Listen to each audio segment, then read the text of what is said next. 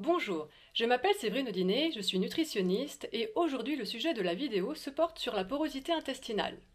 Nous parlons beaucoup de cette problématique et peut-être que certains d'entre vous souhaitent savoir ce que c'est exactement et si vous en souffrez. Cette vidéo va se faire en deux parties. Je vais commencer par vous décrire ce qu'est la porosité intestinale ainsi que ses effets sur la santé. Puis la deuxième partie de la vidéo sera consacrée aux 5 moyens que vous pouvez mettre en place afin de guérir de cette porosité intestinale.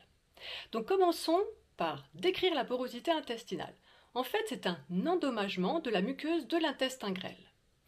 Comprenez que l'intestin grêle est le principal organe de digestion. C'est dans ses méandres que se déroule l'essentiel de la digestion et que se produit pratiquement toute l'absorption. L'intestin grêle est comme un tube aux formes compliquées qui mesure de 2 à 4 mètres et qui possède un diamètre de 2,5 à 4 cm. Il joue un rôle primordial dans notre santé et dans le maintien de celle-ci. C'est l'organe clé de l'immunité du tube digestif mais aussi de notre défense immunitaire globale. C'est grâce à lui que les nutriments nécessaires au fonctionnement de notre organisme sont absorbés et redistribués là où notre organisme le demande. La muqueuse intestinale est un immense filtre dont un des rôles est de laisser passer les nutriments, vitamines, minéraux, acides aminés, acides gras, et d'empêcher la pénétration de micro-organismes, macromolécules et composés toxiques. Rentrons dans la description de cette paroi de l'intestin grêle. Celle-ci est revêtue d'un épithélium très mince, composé par des villosités et microvillosités très finement plissées.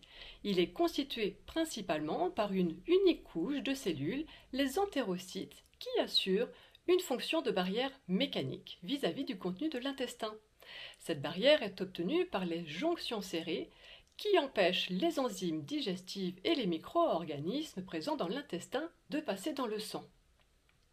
Cependant, lorsque la muqueuse intestinale est altérée et enflammée, les jonctions serrées se distendent davantage et la porosité intestinale s'installe. C'est le phénomène d'hyperméabilité, porosité intestinale. Donc, qu'est-ce qui se passe quand ces toxines et molécules étrangères passent cette barrière intestinale? Eh bien, cela crée une inflammation, une réponse immunitaire en cascade, et cela peut être le point de départ de multiples pathologies. Et quels sont les symptômes? Eh bien, tout d'abord, la porosité intestinale entraîne des troubles de l'intestin. Une alternance, par exemple, de diarrhée, de selles molles ou constipation, des ballonnements, des gaz et des douleurs abdominales. Vous souffrez d'une fatigue générale persistante, difficile de réaliser vos objectifs ou même vos tâches de la journée sans éprouver l'envie de vous reposer. La porosité intestinale provoque un processus aussi inflammatoire chronique. Une réponse immunitaire qui peut, en fonction du terrain de la personne, aboutir à des troubles du système immunitaire. Cela peut donner naissance à des allergies sous toutes leurs formes, asthme, eczéma, rhinite, soit des intolérances alimentaires, par exemple intolérance au gluten, au lait, à la caséine, ou bien à des maladies auto-immunes, sclérose en plaques, fibromyalgie, thyroïdite de Hashimoto, polyarthrite rhumatoïde, maladie de Crohn. Laissez-moi maintenant vous présenter une analogie. En fait, imaginez-vous un filet de foot. Normalement, le filet de foot arrête le ballon. Mais si le filet de foot est endommagé, eh bien le ballon peut passer à travers. En fait, le filet de foot est comme votre épithélium. Celui-ci est censé protéger votre corps contre les toxines, comme le filet de foot qui empêche le ballon de traverser. Donc la porosité intestinale, c'est comme avoir un couteau qui coupe le filet de foot. Et ce couteau est en fin de compte l'origine de la porosité intestinale. Voyons donc des causes possibles à ça. Une mauvaise alimentation, le stress, une dysbiose, déséquilibre de la flore intestinale par candidats albicans par exemple, la prise de certains médicaments comme des antibiotiques, des anti-inflammatoires, des corticoïdes, des inhibiteurs de la pompe à protons, antiacides, la pilule contraceptive prise sur le long terme, un déficit enzymatique, des intolérances alimentaires, la consommation de substances toxiques comme les additifs, conservateurs, pesticides, si beau, si faux. Alors, comment diagnostiquer une porosité intestinale? Nous ne pouvons pas faire de diagnostic en réalisant une endoscopie ou gastroscopie. Par contre, nous pouvons le faire en réalisant une étude de vos selles. J'aime utiliser les tests du labo MGD, le Floriscan Extra ou l'analyse du microbiote par séquençage génétique. C'est un laboratoire certifié qui nous permet d'avoir des résultats précis sur votre microbiote flore intestinale. Vous recevez des documents vous présentant l'ensemble des informations. En fait, lors de la porosité intestinale, les jonctions serrées se distendent et cela cause une élévation de la protéine zonuline, ce que nous pouvons tester dans les selles. Un test de vos selles donne aussi une excellente image de l'état de votre microbiote. Cela nous permet de savoir si vous avez une dysbiose, si vous avez une flore davantage constituée de bactéries, champignons, levures potentiellement pathogènes comme le Candida albicans. Cela nous indique aussi votre niveau d'histamine. En effet, un niveau élevé peut être associé à des allergies alimentaires. Nous pouvons aussi étudier votre capacité à digérer les gras et les protéines, savoir si vous êtes déficient en certaines enzymes digestives, si vous produisez assez de butyrate, qui est la source d'énergie préférée des cellules épithéliales du côlon et qui a un rôle protecteur majeur et anti-inflammatoire. Je vous donne ici seulement des exemples. Vous avez bien sûr davantage d'informations qui vous sont données et à la fin du rapport, par exemple, de l'analyse du microbiote par séquençage génétique, un tableau vous est transmis en vous indiquant vos risques de développer ou d'avoir certaines pathologies. Voyons l'exemple de cette personne sur le tableau. Nous voyons qu'en vert, qu'elle a peu de risques de souffrir de certaines pathologies. En jaune, il y a un risque et en rouge, il y a un fort risque pour celle-ci. Nous voyons ainsi qu'elle a un fort risque de porosité intestinale, d'intolérance à l'histamine, d'intolérance alimentaire, SIBO, de maladie cœliaque, d'allergie, psoriasis, syndrome de fatigue chronique. L'ensemble des résultats du test nous guide pour vous donner des conseils personnalisés et réaliser un plan alimentaire adapté. Si vous souffrez de porosité intestinale, la bonne nouvelle est que nous pouvons la traiter. Nous arrivons donc à cette deuxième partie de vidéo. Je vais vous donner maintenant des clés que vous pouvez déjà mettre en place. Premier conseil, rétablir une alimentation équilibrée. Vous pouvez bien sûr prendre rendez-vous avec un nutritionniste proche de chez vous. Ou, dans un premier temps, suivre les recommandations de la Société suisse de nutrition qui vous donne des conseils pour optimiser votre alimentation et réaliser des menus équilibrés. Je vous mets le lien dans la barre d'information. Puis éviter les pesticides et limiter au maximum le sucre de toutes sortes, blanc, brun, agave, dattes et autres. Je sais que certains peuvent paraître plus sympathiques comme le sucre de coco, le sirop d'agave, mais non. Et évitez aussi les édulcorants. N'achetez pas de plats préparés et qui contiennent des additifs inutiles, beaucoup de mauvaise graisse et bien souvent du sucre. Évitez aussi les huiles alimentaires de maïs, canola, soja, qui sont des huiles pro-inflammatoires, ainsi que les huiles hydrogénées. Évitez le gluten et les produits laitiers, le temps de guérir de votre porosité intestinale. L'alcool devrait être aussi éliminé, car elle peut provoquer une inflammation dans votre microbiote et servir de nourriture pour les bactéries et levures pathogènes.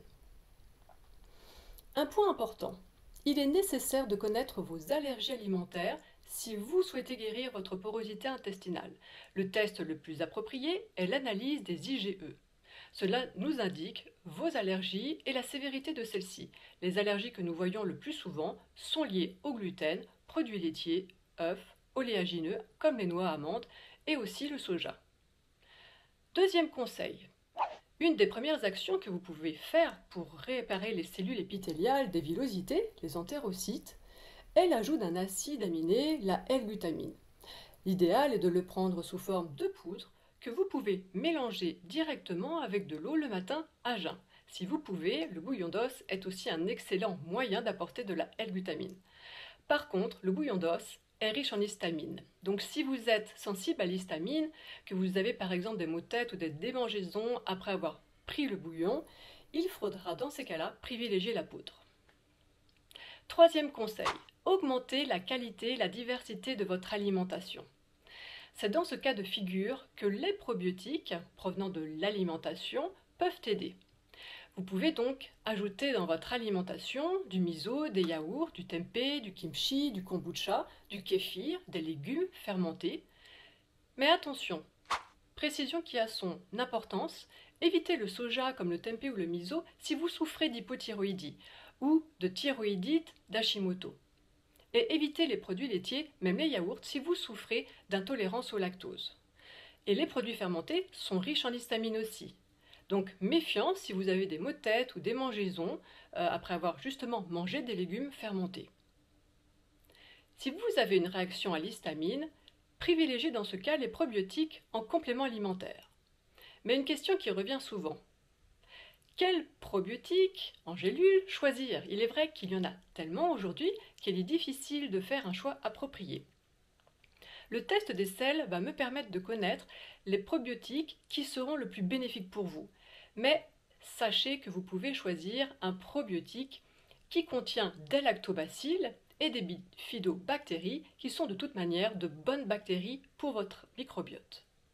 Un exemple, si vous souffrez du symptôme de l'intestin irritable, je vous conseille ces probiotiques. Je vous mets la liste à l'écran. Et dans le cas d'une femme qui souhaite prévenir et traiter les troubles vaginaux, je vais lui conseiller d'autres probiotiques. Je vous mets ceci à l'écran. Puis, combien devez-vous en prendre? C'est une question vraiment délicate, et là, tout va vraiment dépendre de la personne aussi. Sincèrement, au cabinet, j'ai dû parfois monter à des doses de 60 milliards pour avoir un net changement en diversifiant les souches bien sûr. Et pour d'autres, une gélule de 10 milliards de 2 souches donne déjà d'excellents résultats. Tout va dépendre des symptômes et des résultats du test de votre microbiote. La quantité doit être personnalisée et graduellement intégrée. Dans tous les cas, l'idéal est de les prendre à jeun en même temps que la L-glutamine dans un verre d'eau. Quatrième conseil, apporter des prébiotiques. Les prébiotiques sont généralement des substances que nous ne digérons pas directement, mais qui vont être fermentées de manière sélective par nos bonnes bactéries, les faisant ainsi se développer. En servant de nourriture à notre flore bénéfique, les prébiotiques vont entraîner la formation d'acides gras à courte chaîne, propionate, acétate, butyérate.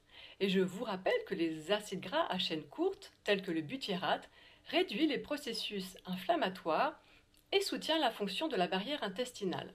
Et donc vous êtes pour guérir de votre porosité intestinale. Si votre niveau de butyérate est bas dans votre test de sel, dont j'ai parlé avant, dans ce cas de figure, nous pouvons augmenter cela en vous donnant un supplément en prébiotique et aussi supplémenter en butyérate. Dans tous les cas, mettez dans votre assiette, en fonction de la saison, les aliments qui s'affichent maintenant à l'écran. Cinquième conseil, aidez votre corps à mieux digérer. Il est important de manger doucement. Vous pouvez aussi ajouter des enzymes digestives avant votre repas. Cela va vous aider à mieux digérer votre bol alimentaire. Je vous montre ce tableau qui vous présente l'ensemble des enzymes que vous pouvez privilégier en fonction de ce que vous mangez et de vos manques.